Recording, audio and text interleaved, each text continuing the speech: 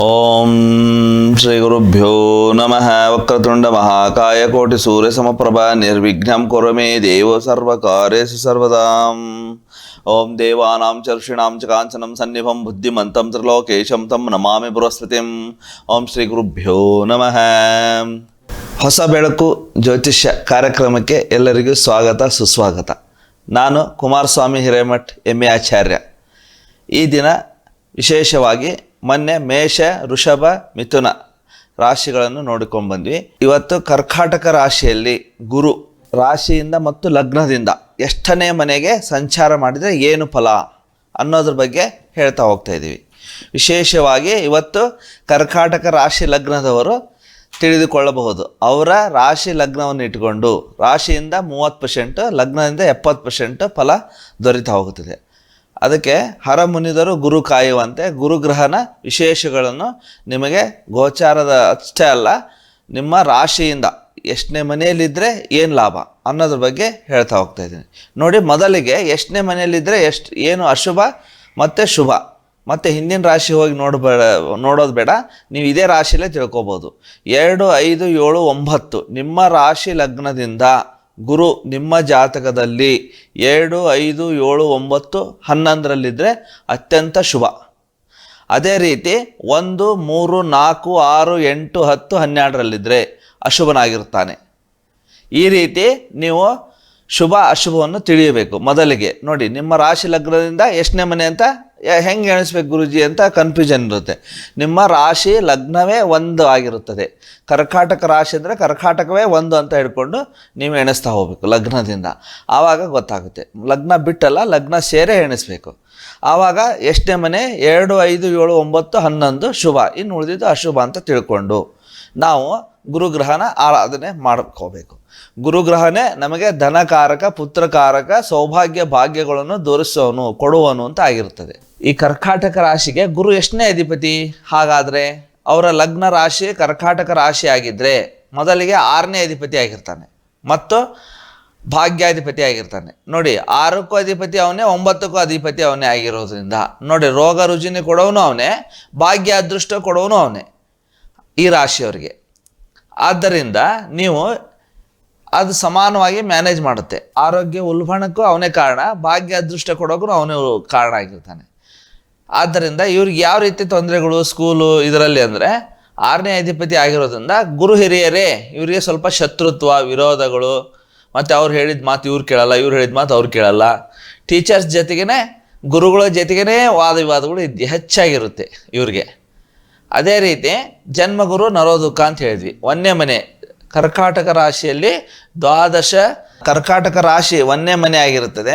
ಆ ರಾಶಿಯಲ್ಲೇ ಗುರು ಬಂದರೆ ನೋಡಿ, ಗುರು ಕರ್ಕಾಟಕ ರಾಶಿಯಲ್ಲಿ ಉಚ್ಚ ಸ್ಥಾನದಲ್ಲಿ ಇರ್ತಾನೆ.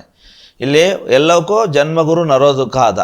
ಆದರೆ ಇವರ ರಾಶಿ ಲಗ್ನದಲ್ಲೇ ಉಚ್ಚ ಗುರು ಆಗಿರೋದ್ರಿಂದ ತುಂಬ ಜ್ಞಾನವಂತರು, ಬುದ್ಧಿವಂತರು. ನೋಡಿ, ಲಗ್ನದಲ್ಲಿ ಇರೋಂಥ ಗ್ರಹಗಳು ಯಾವತ್ತೂ ಆ ಮನೆಗೆ ತೊಂದರೆ ಮಾಡಲ್ಲ. ಯಾವುದೇ ಶುಭ ಇರಲಿ ಅಶುಭ ಇರಲಿ, ಯಾವ ಮನೆಯಲ್ಲಿರ್ತಾವಲ್ಲ ಆ ಮನೆಗೆ ಒಳ್ಳೆತೆ ಕೊಡ್ತಾವೆ. ಯಾಕಂದರೆ ಅಲ್ಲಿ ಬಾಡಿಗೆ ಇರಲಿ ಸ್ವಂತ ಮನೆ ಇರಲಿ, ಅವ್ರ ಸ್ವಂತ ಮನೆ ಆಗಿದ್ದು ಅವ್ರಿಗೆ ಅಲ್ಲಿ ತಾತ್ಕಾಲಿಕ ಬಂದು ಹೋಗಿಂಥ ಗ್ರಹಗಳು ಆದ್ರೂ ಅಲ್ಲಿ ಲಾಭನೇ ಕೊಡಬೇಕು. ಯಾಕಂದರೆ ಗುರುಗ್ರಹ ಕರ್ಕಾಟಕ ರಾಶಿಯಲ್ಲಿ ಉಚ್ಚ ಸ್ಥಾನದಲ್ಲಿ ಇರ್ತಾನೆ. ನೋಡಿ, ಉಚ್ಚ ನೀಚ ಅಂತಾರೆ. ಏನಿದು ಉಚ್ಚ ನೀಚ ಅಂದರೆ ಏನು?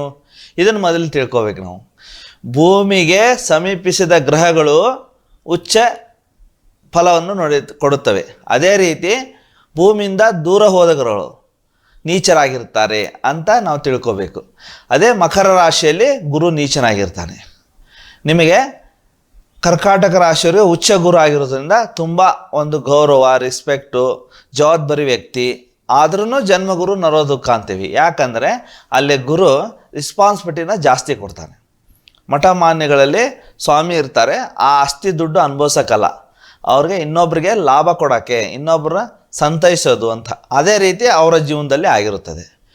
ಮತ್ತು ಧನಸ್ಥಾನ ಗುರು ನೋಡಿ, ಧನಸ್ಥಾನದಲ್ಲಿ ಅಲ್ಲಿ ಕರ್ಕಾಟಕ ರಾಶಿ 2ನೇ ಮನೆ ಯಾವುದಾಗಿರುತ್ತೆ? ಸಿಂಹ ರಾಶಿ ಆಗಿರುತ್ತೆ. ಸಿಂಹ ರಾಶಿ ಅಗ್ನಿಗ್ರಹಗಳು ಅಗ್ನಿ ತತ್ವದಲ್ಲಿ ಬಂದರೆ ಲಾಭ. ಗುರು ಅಗ್ನಿಗ್ರಹ ಆಗಿರ್ತಾನೆ. ಆದ್ದರಿಂದ ಧನರಾಶಿಯಲ್ಲಿ ಬಂದು ತುಂಬ ಲಾಭನೇ ಕೊಡ್ತಾನೆ. ಧನಾಧಿಪತಿ ಧನಸ್ಥಾನದಲ್ಲಿದ್ದರೆ ತುಂಬ ಅದೃಷ್ಟ ಯೋಗಗಳು. ಹಣಕಾಸು, ಕ್ಯಾಶಿಯರು, ಬ್ಯಾಂಕ್ ಮ್ಯಾನೇಜರು ಇಂಥವೆಲ್ಲ ಹುದ್ದೆ ಮಾಡೋಂಥವ್ರಾಗಿರ್ತಾರೆ ಅವರು. ದಿನ ಬೆಳಕರಿದ್ರೆ ನೋಟನ್ನು ಚಲಾವಣೆ ನೋಡ್ತಾನೆ ಇರ್ತಾರೆ ಅವರು.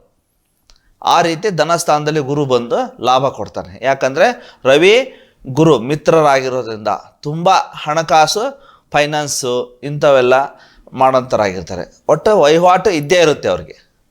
ಅದೇ ರೀತಿ 3ನೇ ಸ್ಥಾನ ಕನ್ಯಾ ರಾಶಿಯಲ್ಲಿ ಗುರು ಬಂದರೆ, ಗುರು ಬುಧ ಶತ್ರು ಆಗಿರೋದ್ರಿಂದ 3ನೇ ಮನೆಯಲ್ಲಿ ಸ್ವಲ್ಪ ಬ್ಯಾಡ್ ಕಮ್ಯುನಿಕೇಷನ್ ಉಂಟಾಗುತ್ತಿದೆ. 3ನೇ ಮನೆಯಲ್ಲಿ ಗುರು ಸ್ವಲ್ಪ ತೊಂದರೆ ಕೊಡ್ತಾನೆ. ಅದೇ ರೀತಿ 4ನೇ ಮನೆ ಚತುರ್ಥ ಭಾವ ಎಲ್ಲಿ ತುಲಾರಾಶಿ. ತುಲಾರಾಶಿಯಲ್ಲಿ ಗುರು ಬಂದರೆ 4ನೇ ಮನೆ ರಾಶಿ ಗುರು ಆಗಿರುತ್ತೆ ನಿಮಗೆ.